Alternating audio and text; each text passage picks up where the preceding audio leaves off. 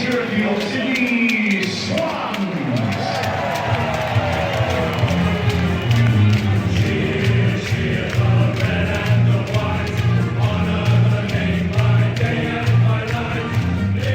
Welcome back to A Bevy of Bloods, a fan podcast of the Sydney Swans Football Club. So to all you loyal Swans out there, you just can't get enough of the red and the white. Fluff up your tail feathers and settle in for a potentially biased yarn about all things to do with our beloved Bloods.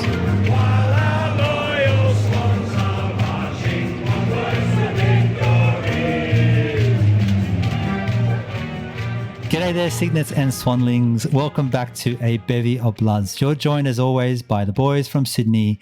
I'm Chris and this is Noddy. That's right, you lucky loyal Swans fans. In this episode, we're going to be chatting about the huge win against the Pies. And remember, if you like our stuff, make sure to give us a like or follow. Okay, let's kick things off with a quick game recap. Quick recap, Noddy, this is a big one. I'll always enjoy ruining Collingwood's day when they're trying to raise a flag. Last Friday night, in front of 79,000 fans at the Collingwood Cricket Ground, our Sydney Swans defeated the Magpies by 33 points with a final score of 10-9, 69, 15, 12, 102. Noddy, straight to you for first impressions. What did you see? Oh, it was another incredible win. It was unbelievable. Very, very, very strong game plan, backed up with huge effort and lots of pressure. It was just amazing feeling, right? Two-way running, excellent defensive effort, mids and forwards putting in the same amount of effort defensively. Biggest ever crowd in a Pies Swans game. So that was bloody cool. I didn't even know that, actually. I had no idea it was the biggest, but... Yeah, look, I agree with all those points there. Pressure across the ground, massive talking point. We're going to back it up with a bunch of stats throughout the game. Look, in my eyes, it's kind of seemed like Foxy's pressure in that forward line was giving us every indication why he is such a good role there. So he was almost best on ground in that first from my eyes. But it's clear now that his kicking for goal needs to be improved. But hey, look, just watch this space. He's only been there for a few weeks. As I said at the beginning, raising the flag by the Pies and kind of ruining their day always has a little bit of extra fun, and from all indications by Swans fans who went to the game, it was a particularly really, really good game. When they mentioned it was 79,000 people when I was watching on the telly, by the time they mentioned that, it looked like there was about 25,000 left. So it just goes to show how the Pies fans felt that the game was going at that point. But hey, we're not here to dig the heels in, or what's that old saying? We're not to kick them when they're down. Kick them when they're down. Dig the heels. Yeah, I mean, I'm happy to go there, mate, if you want to. Look, we dominated early. Look, this is the thing, right? We dominated early, but couldn't convert. But then, pulling it together, sorting out our pressure, amazingly solid defense, right? McCartan, Melican, Blakey. Just really, really worked. Precise kicking as we can do. This allowed us to pull away in the second, third, and then annoyingly took our foot off the pedal in the fourth, and they got those 3 goals towards the end in junk time. It should have been, I think it was like 51 points with 10 minutes to go. So, look, other than that, I mean, what'd you make? Yeah, I mean, look, it was a pretty dominant display from the beginning, right? Like we were watching it at Jason's house, and there was a few of us there, and we're all getting into the game. I'm like, this is scary. We are right on fire. And it wasn't sure whether it was just our pressure that was just so damn good, as well as them kind of being off. But as the kind of game went on, as that first quarter kind of went on, it did show that the Pies were quite sharp and they were able to bounce it back really quickly. But despite all the dominance, despite all these shots at goal that we potentially had inside 50s, they were up by 1 by the first break. So, but it was that second quarter that really did the game, really got us to run for it. So that was like, it kicked off with the goal of Papley, Heaney got it behind, then 2 goals by Logan, and then followed by Chad.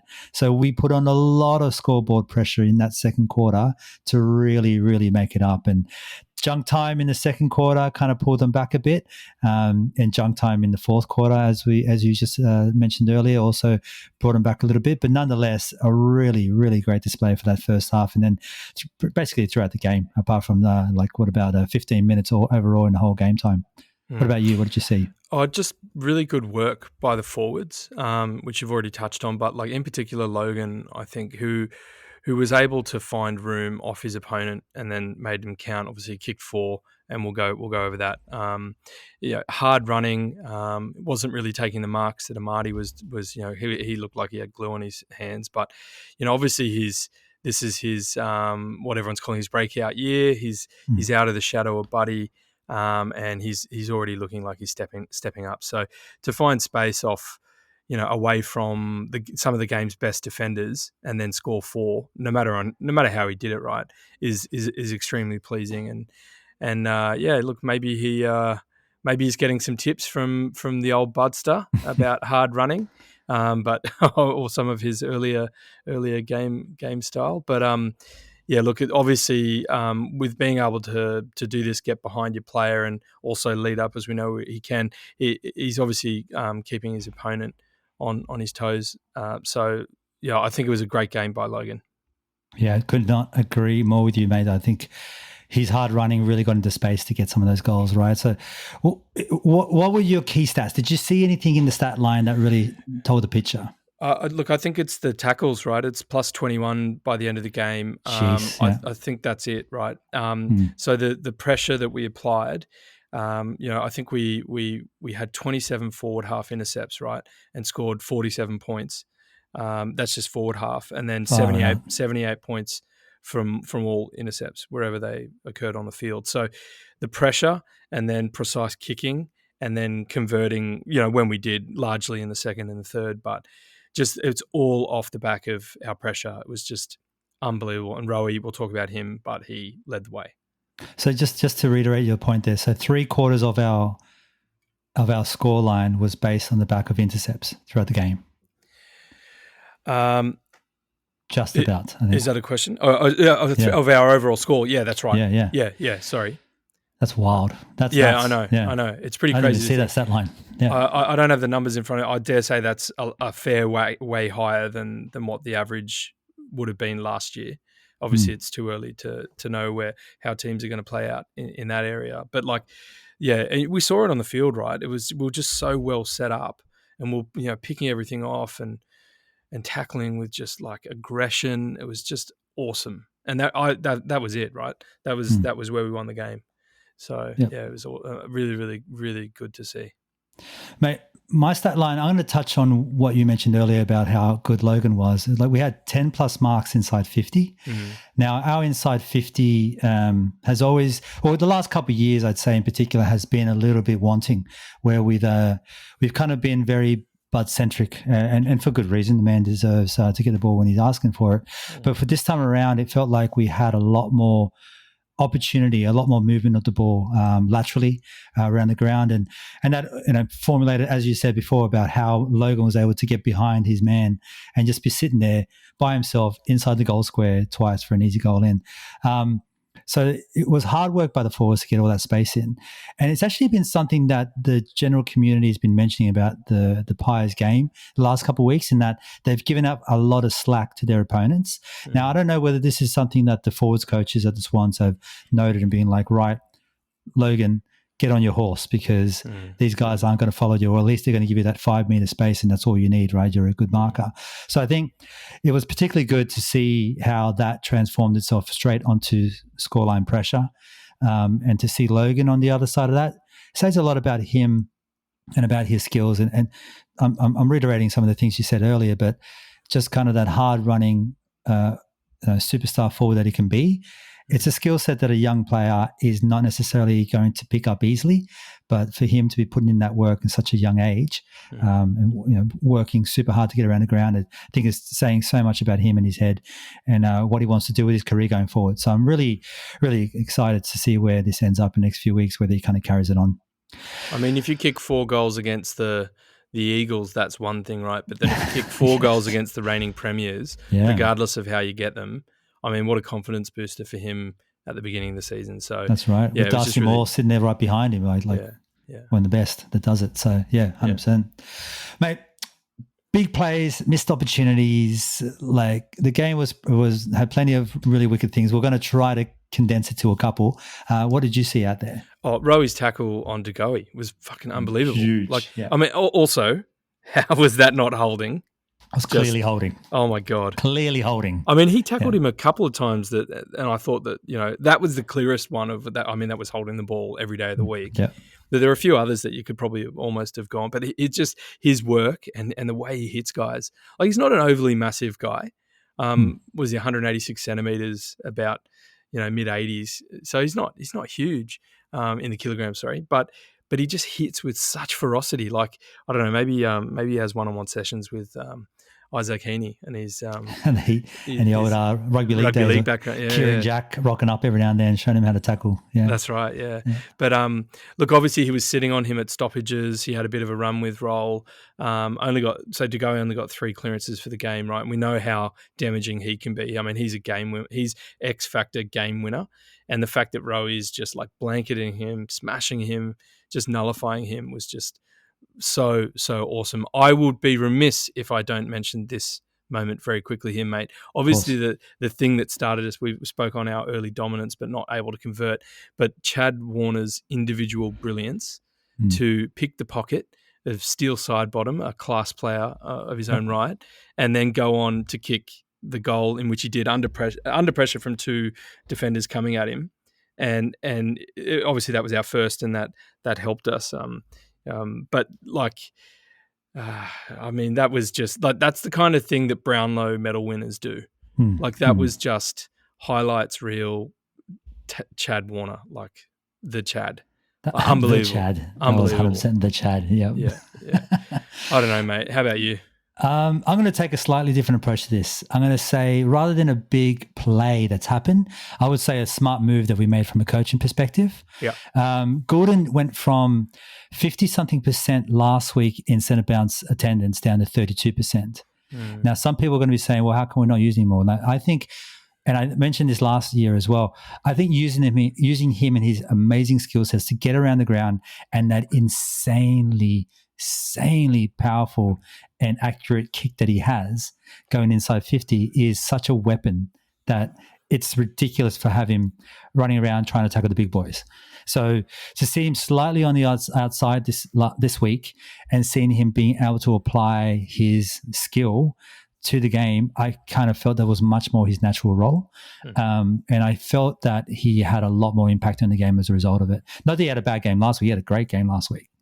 But this week it felt like there was direct line between every touch that he had and the opportunity to go forward and also get some good possession and get everything going forward and streaming forward. So that for me was a bit of a big play, but more from a coaching perspective than anything else.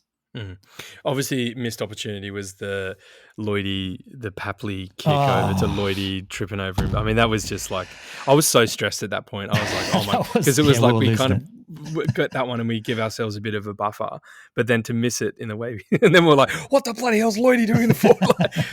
No, he's got the ground. That's nightmare material right there. Yeah, right? It is. That's just like the ball's within an inch of your foot and you can't get your kick on. Like that was like the last time. I remember you fired off last time about the wasp nest on the goalpost. Yeah. So last time that Lloydie had a crack at goal, it hit the padding, or no, not even. Sorry, it didn't hit the padding. Hit some Velcro that was hanging off the padding. Wasn't it the gather round? Yes, I think so. Like insignia or whatever it was. It was normally not there, right? And then it hit that. So this time around, they're just like, nah, Lloydie, you touched some Velcro, you're not allowed to have a goal.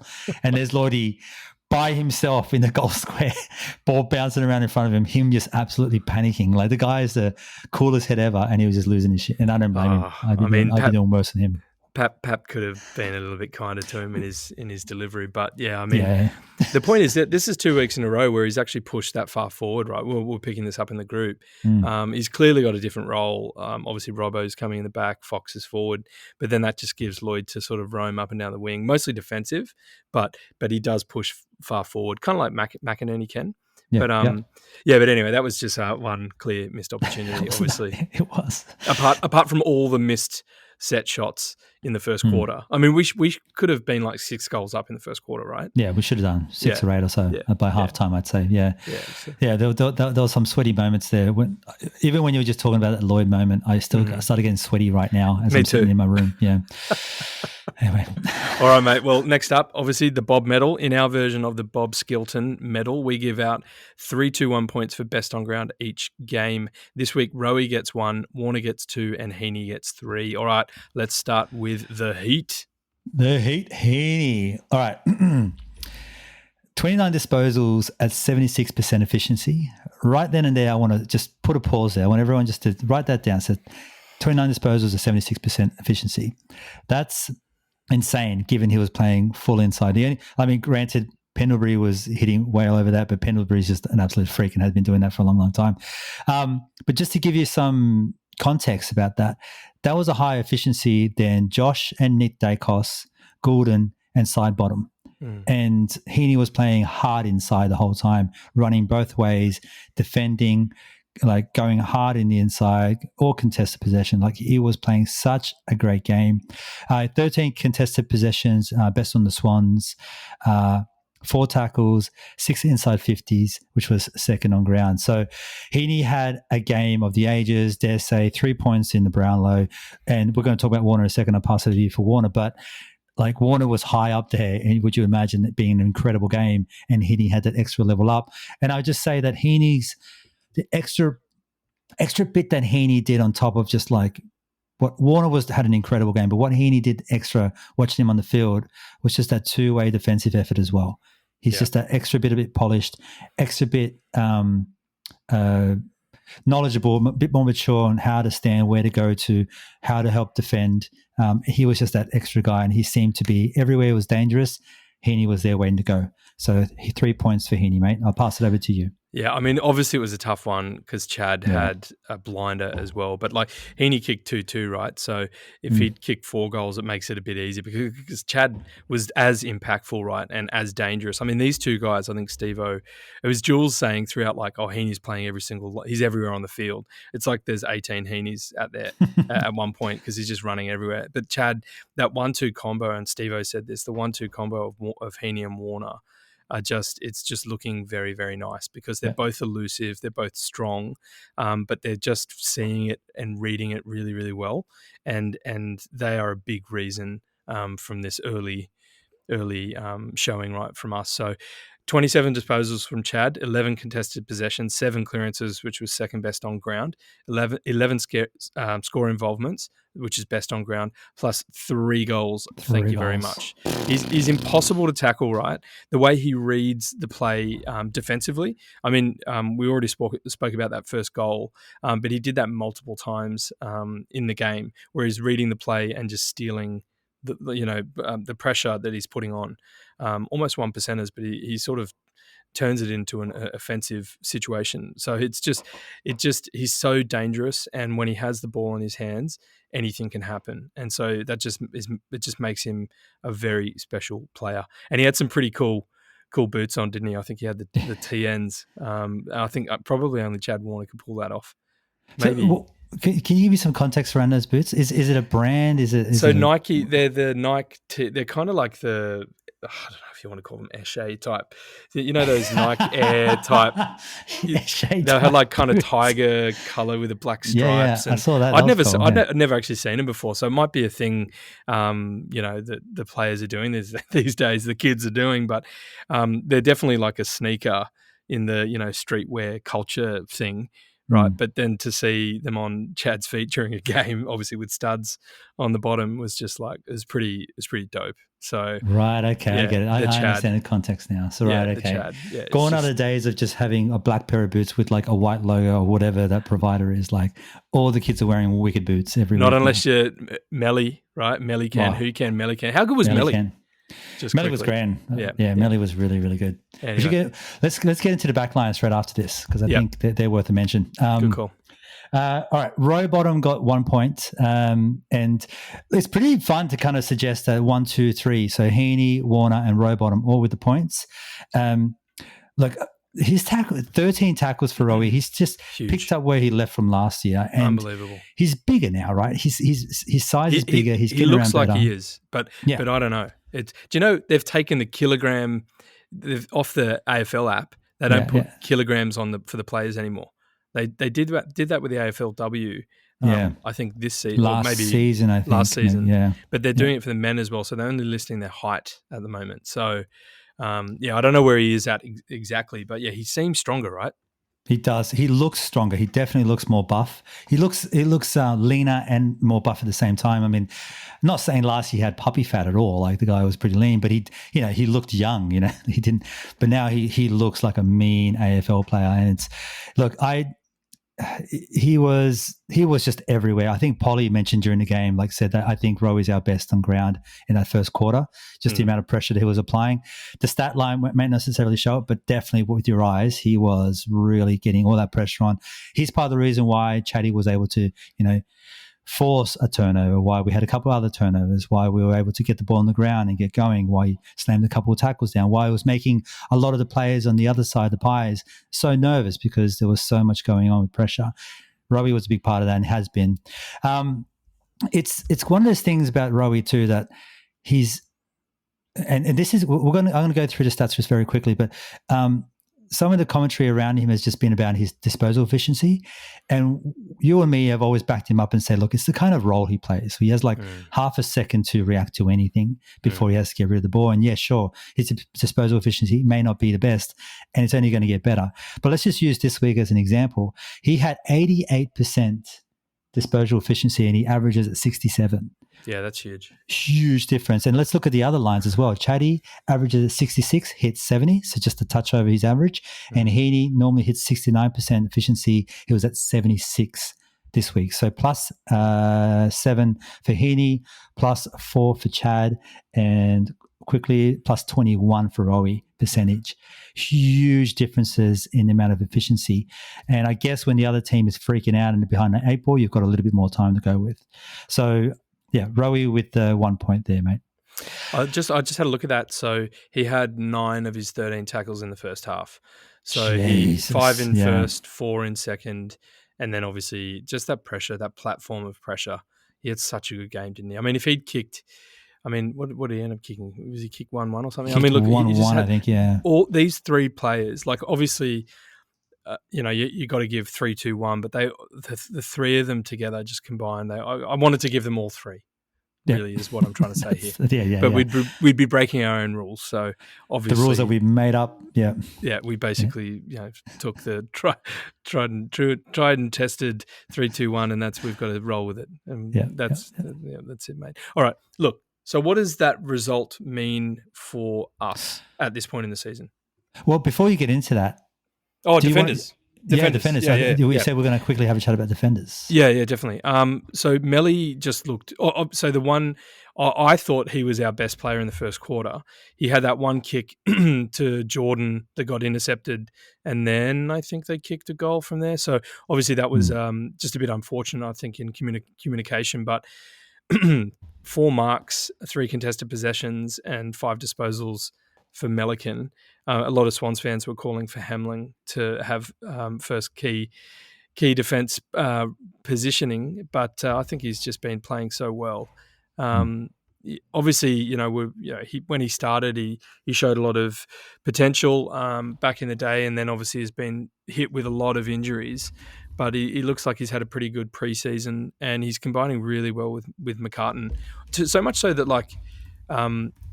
they almost share that sort of. They're combining really well, I think, is the. It's way too soon to say May lever, but that kind of innate sense of knowing where the partner is. So when to intercept, when to hold back. It's just looking really well. Looking really good, sorry. So, but then when was it? It was in the second quarter.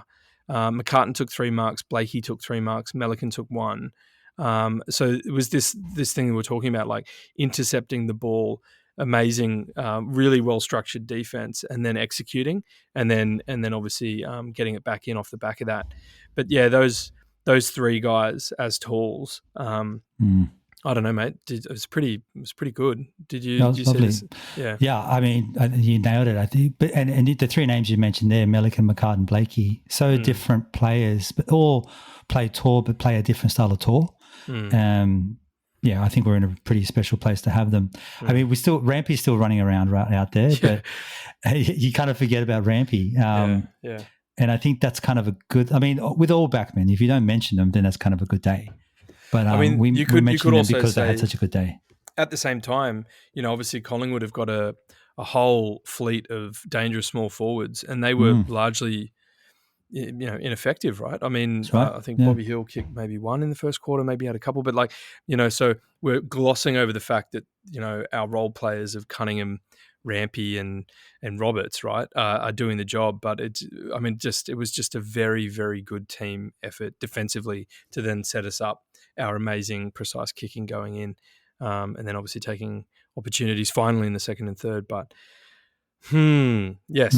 So back to what it means for us. So what does the result mean for us, mate?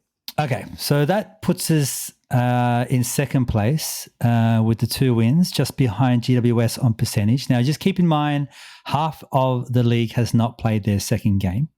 So that's just position. But nonetheless, 2 for 2 against the Ds and the Pies, 2 very good sides, and everyone predicted they're going to be in top 4 for this year. So we're in a pretty good place there.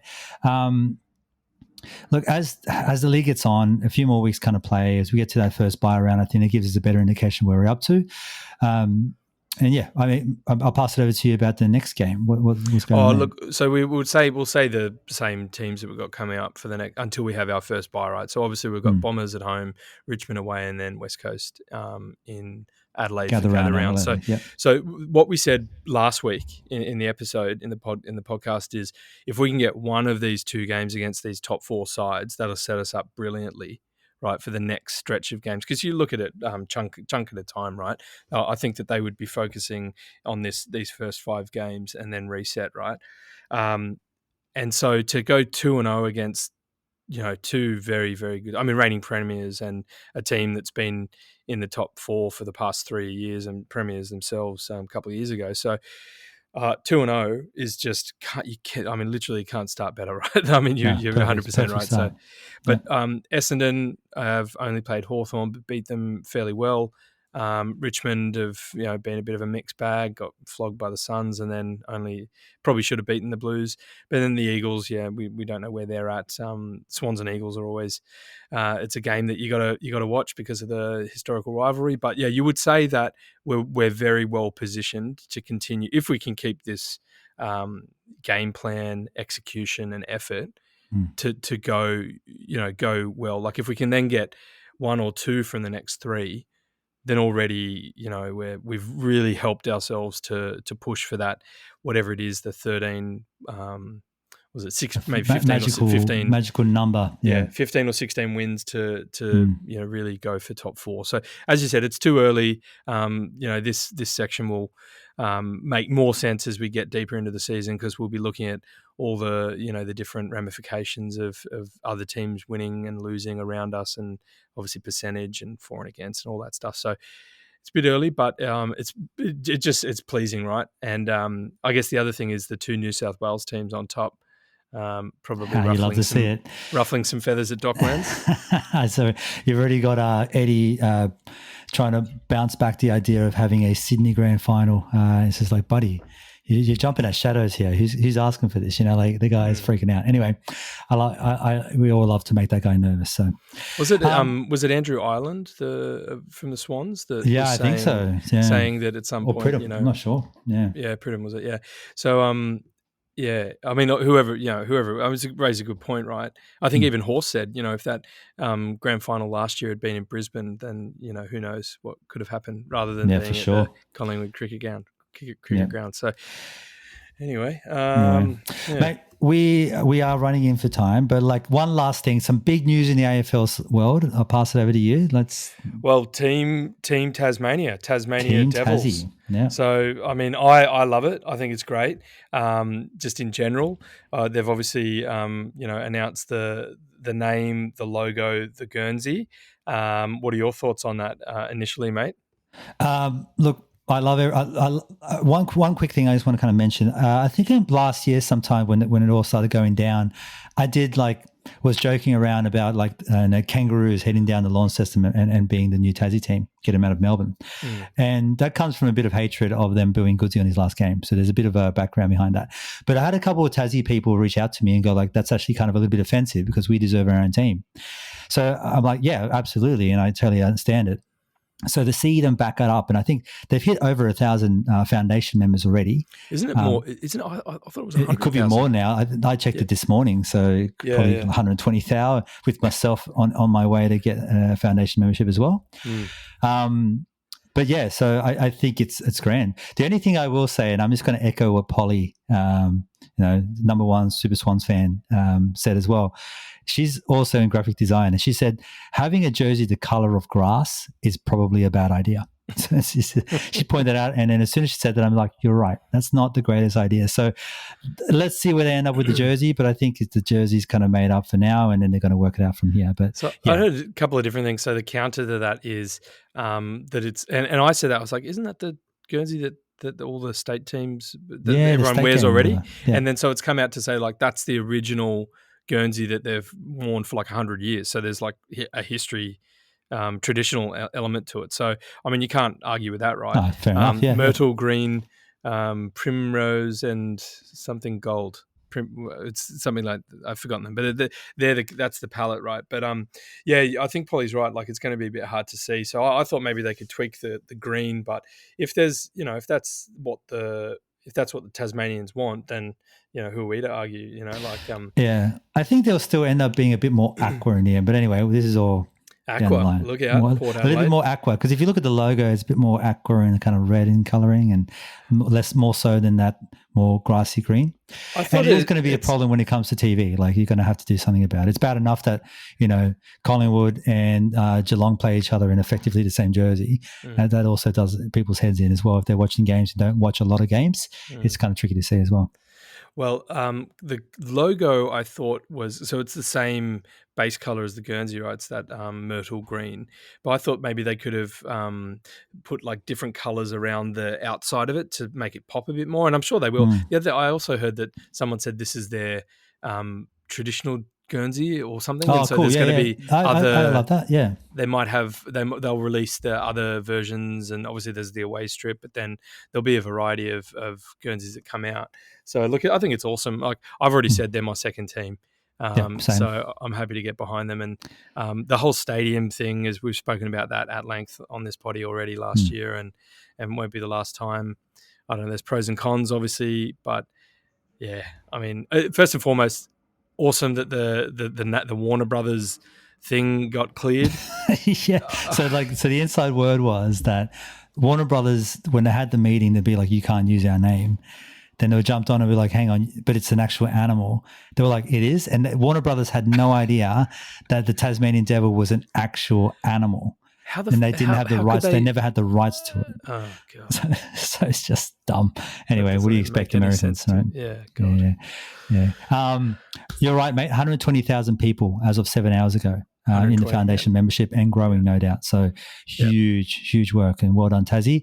We hope to be right behind you. Obviously, just going back to your point, the Hawks were based in Launceston and the Roos in Hobart. But then, to choose one area over the other and pull one team potentially down, but the Hawks have been too successful too recently. So it only made sense to go with their own team. But just the caveat of the stadium thing sort of bit soured it. So, but I mean, I think it'll happen. I think the AFL should put more money into it. But anyway, that's my opinion. Than the 15 they've pledged. But anyway, let's see what happens. As Midnight Oil said, reeks of politics, but we'll get there in the end, I guess, but we'll get there. Exactly, Matt. I wanted to add one thing here, and this is just looking at the fairly ordinary start by the reigning premiers and also the runners-up, right? So firstly, no reigning premier this century has gone on to win again after a 0-2 start, 0-2 start. And it's the first time ever that both the premiers and the runners-up have been 0-2. So now, my question to you quickly would be, is this saying something about those teams, or does that say something more about the league that we're in this modern time? I don't know. I mean, it depends. I mean, the fact that they've both gone 0-2, like it's the first time ever, right? So, I mean, you've got two teams that play the grand final each year, and then in the first 2 weeks of the competition, one of those teams has got to win at least once, right? So the fact that both have gone 0-2, it's the first time ever. I think that's pretty interesting little, it's a quirky little stat. I don't like. I'm not. Obviously, if they go on to win every game from here on in, they'll be in the mix again. But it's just interesting. It's interesting. I don't know. I kind of look at it like from a statistical thing. Like, it's a bit of a weird animal because the statistics are kind of blown because they've had this special opening round thing where they've basically found like a good team to kind of head out there and make a contest of it. So both teams have had to kind of travel for their first game, or Brisbane didn't, but I mean, like they've had to play some competitive teams in the first 2 weeks just because of the nature of the way the draw kind of went. So it's kind of I feel a little bit skewed with the reason with this opening round malarkey. But at the same time, this century is only 24 years old, 23 years old anyway up until now. Let's see what happens. I mean, Brisbane lost by a point. Hang on, it also includes 2000, so 24. Yeah, 24. Brisbane lost by a point to the Blues, but then gave up a 46-point lead, right? So I think Kitty Coleman going down. I mean, this is not a Brisbane Lions podcast, but it seemed telling to me. And then obviously Freo in their first showing at home, they've got a lot to prove after last year as well. So it is too hard to know, but what it is it's a stat now. It's a stat that it will be. It's written down. You can't change it. It's the first time ever that both premiers and runners up have gone 0-2. Well, let's hope it sticks that way, right? Yeah. Well, certainly for at least the Pies, anyways. All right. Well, that does bring us to the end of the episode. So thank you so much for listening all the way through. If you have made it this far, it means we might have done something good. So please go find us and give us a like or follow us on any of your favorite social medias. Otherwise, make sure to keep an eye out for more releases during the week, including weekly teams announcement, as well as a bunch of stuff on game day itself. Yep, and we look forward to whenever you can join us. But for next time, until then, up the Bloods and can you Swannies? Let's go.